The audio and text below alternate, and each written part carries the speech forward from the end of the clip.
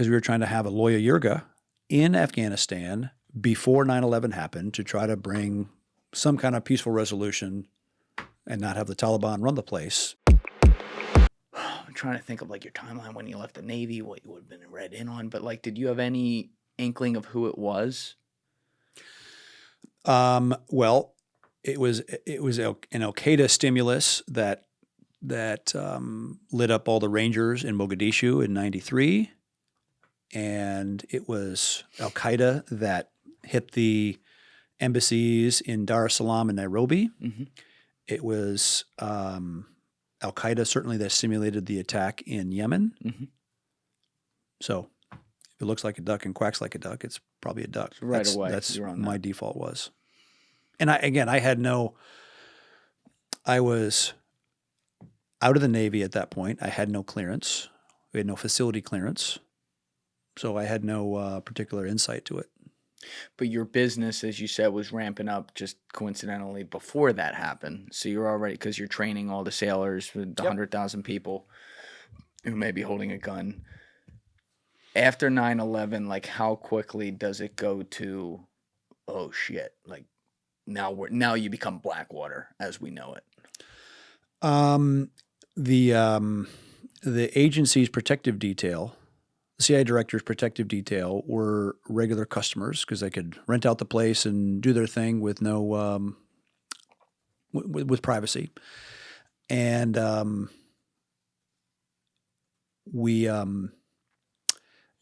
guy who worked on the 7th floor, a guy named Buzzy Krongard, would come down with them sometimes, and he was a former knock himself. Hell of a life story. And Buzzy Krongard. Yep. I don't know if I'm familiar with him. He was an All-American lacrosse player at Princeton in the 50s, Marine, and then CIA case officer for a few years, got out, went to work for Alex Brown, the investment bank, eventually became the CEO, was a knock again his later years there, did some amazing things for his country as the CEO of an investment bank. That's crazy. And he'd always been a kind of a gun guy. His son was later a SEAL as well. And oh, he's still around too. He is. Wow. But Buzzy said, Buzzy had made contact long before 9/11, just talking about foreign affairs and guns and tactics and all the rest. And I remember calling,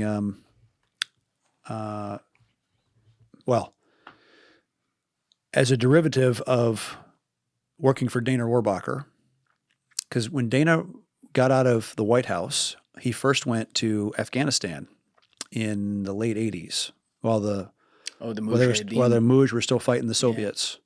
And he went and saw Dostum and Massoud and all the ones from, operating near the Pak border. And he went into country and he kept touch with them. And he came back to me in about 97 and said, Eric, I need your help to sponsor a peace conference because we're trying to get the king of Afghanistan to return because he'd been in exile. Right. His name is Zahir Shah, and he lived in Rome. And so I met him also while I was working for Dana and part of that whole process.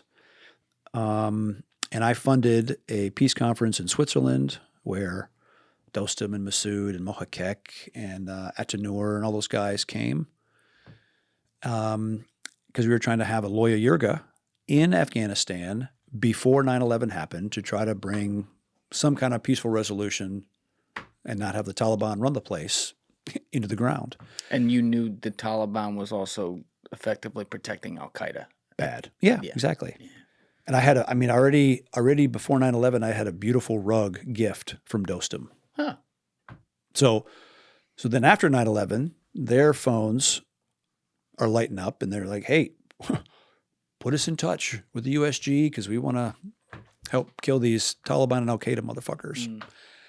And so, again, maybe the agency had contact with all of them. I don't know, but we definitely did because we'd had them all in Switzerland and had multiple talks with them. But and I'm still in touch with a number of them. So that's cool. But yeah, that was my first call to Buzzy. And then I said, if you need anything ever, if you need a floor sweeper, please, we just want to help. And he ended up calling about 5 months later. Needed help for security, and that was our first overseas deployment. Okay, so that's when the actual security of assets begins on the ground. You hadn't done that before. No. Okay. I imagine you had to spin up an entirely new part of the company to do that. Are you bringing in a lot of new people, or are you? We had the makings of a security entity together, but not deploying at that kind of scale. And again, say yes and figure it out. Yeah. So where were the first places where you were doing it, and what were those missions like? Oh, they're pretty. The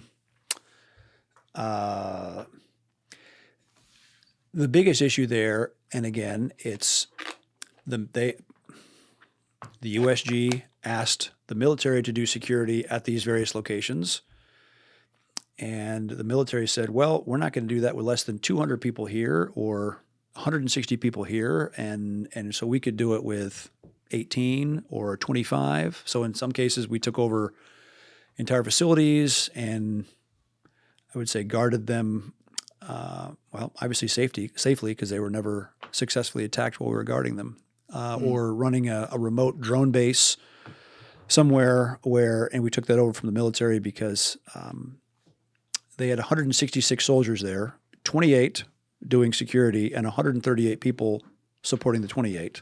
It's just how the military organizes. Right. They don't really have any understanding of cost. No, because if you're a general and you never have to pay for all the privates and Just corporals and all the send rest, it's like, send them. Yep. And it's like having people tend to leave the water on when you're brushing your teeth when it's free water. Yeah, that's a good. I'm going to use that. That's pretty good. Please do.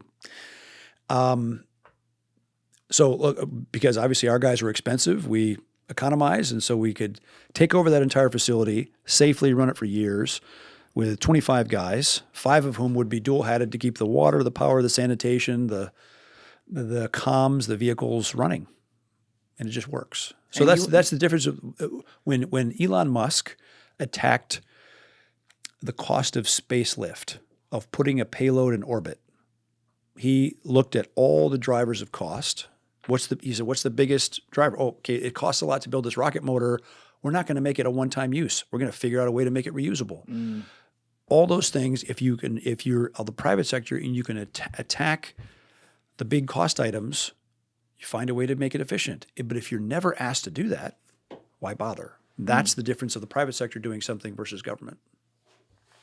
Was there? I mean, it's hard for me to picture it because I've never been in the military. But when you're first doing this and now actually taking over security and stuff like that, you have a lot of guys working for you. Most of your guys are ex-military or even high level who are doing these jobs. But were there any cultural difficulties, being that you guys were private contractors in there and you're going into a war zone where our military is? Like, were there any, I don't want to say like dust-ups, but issues in chain of command type things with that? There would be... Stay with the mic, Sorry. Yeah.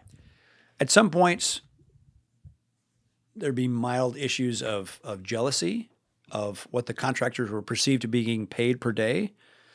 But then when we started to break it down as to what our guys were paid versus what a military guy's was, it was effectively the same. The difference is, so my guy might be headline paid $500 or $600 a day back in 2004. But they're only paid that for every day they're in the hot zone.